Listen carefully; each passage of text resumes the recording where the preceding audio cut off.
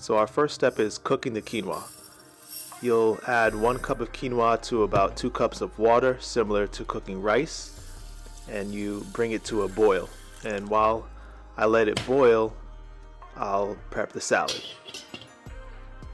I like to use ready-made salads like this one because who has time to chop up their own salad? Now this is optional, of course, but I like to add some dried cranberries and sunflower kernels. And then we have our other ingredients like skinny girl dressing, diabetes friendly for sure, no sugar, no fat added.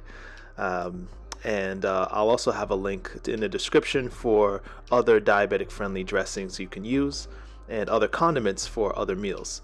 So definitely check out the link in the description section for that. And then we have our garbanzo beans. Of course, I'm lazy, so I use the easy to open lid because who has time for a can opener, you know? And then we put it all together, starting with the mixed ready-made salad.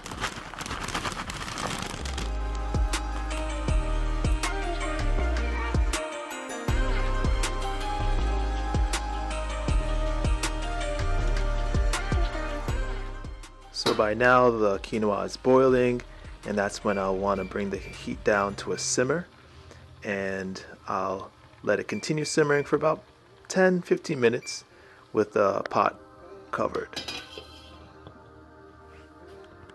Now you'll know the quinoa is ready when it's nice and soft yet still chewy, and you could also notice white spiral-like threads around each grain, and it's ready to eat.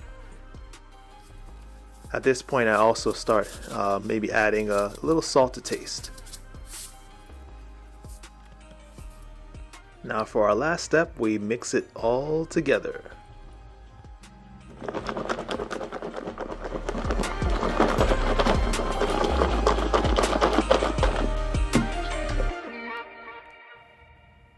And that's the final product, quinoa salad.